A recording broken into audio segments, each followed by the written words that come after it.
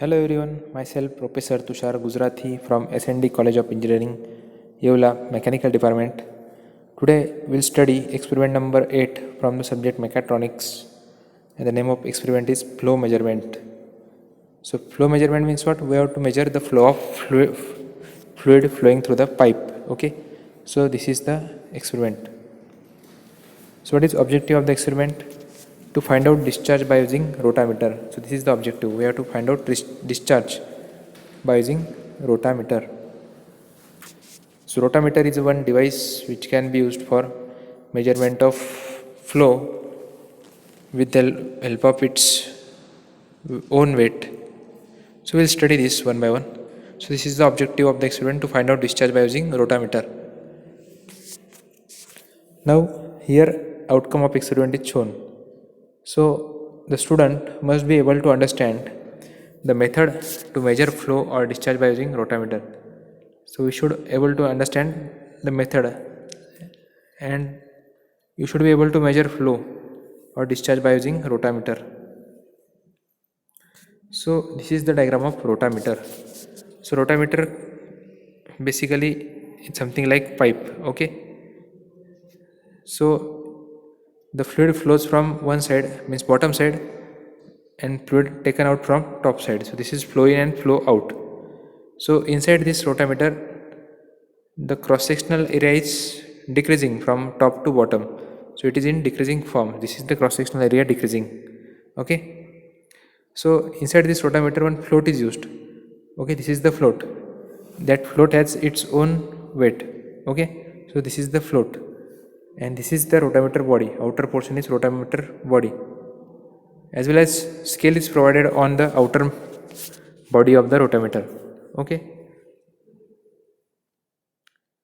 so what happens over here? The fluid flows inside the rotameter from bottom side. Okay, so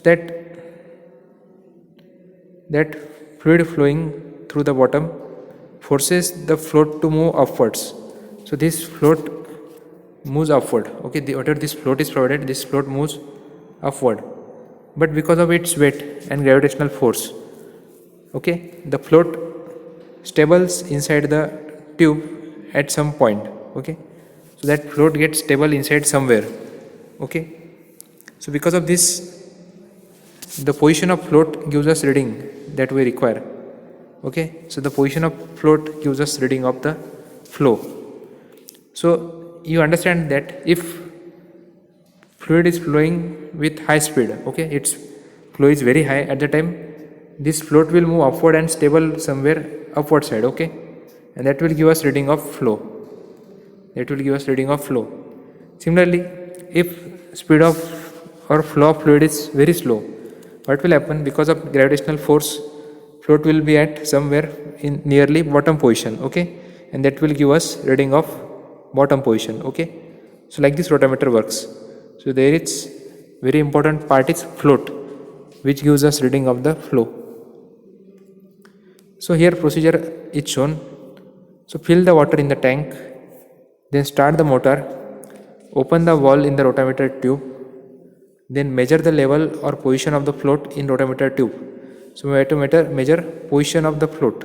Okay, and it gives reading of flow in LPH, liter per hour.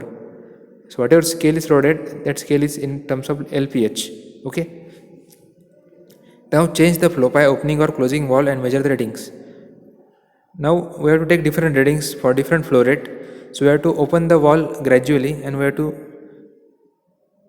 change the flow, and then we have to measure the readings. Okay, now for the same flow, measure the height of the liquid in the tank. So for the same flow, we have to measure the heights of the liquid in the tank and note down the readings.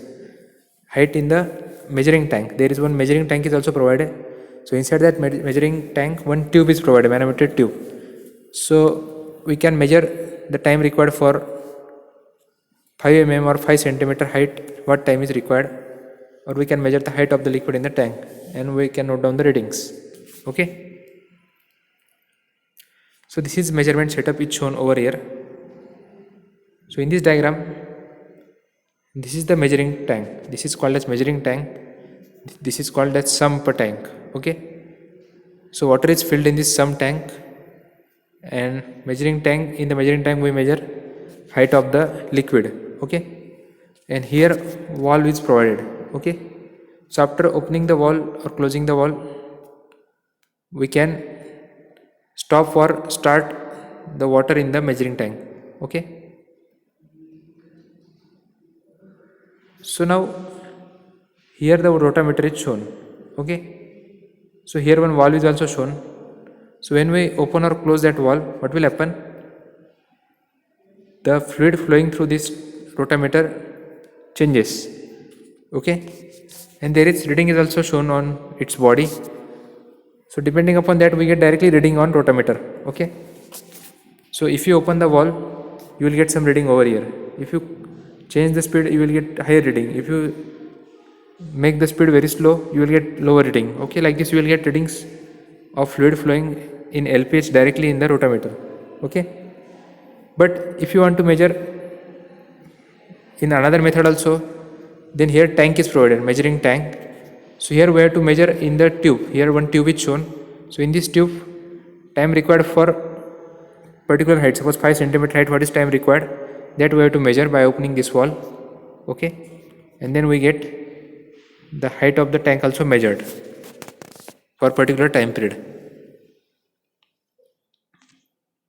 So in the observation table, what we have to do, we have to write down rotameter reading in liter per hour. Okay, that we are going to get directly on the rotameter. Second, it's level difference. We have to measure level difference H in mm in the measuring tank, and then we have to calculate measuring tank reading, that is meter cube per second. Means what we have to find out? We have to find out volume or flow rate of measuring tank also. Flow rate from measuring tank also we can measure. So like this we get flow rate from two method.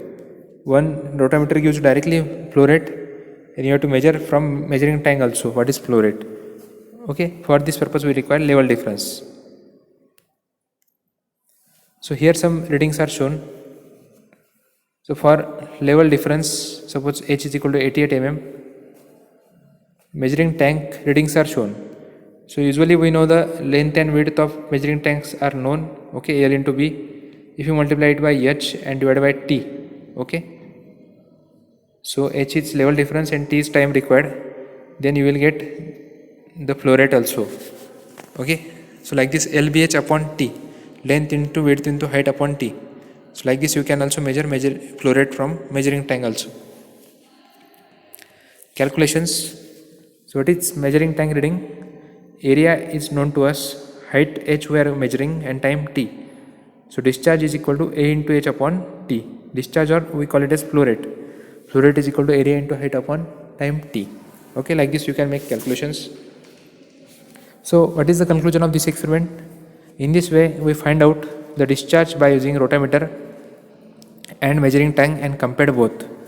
So actually we should get both the readings same, because same flow rate we are going to keeping in rotameter as well as measuring tank. Okay, so discharge by using rotameter and measuring tank and compared both.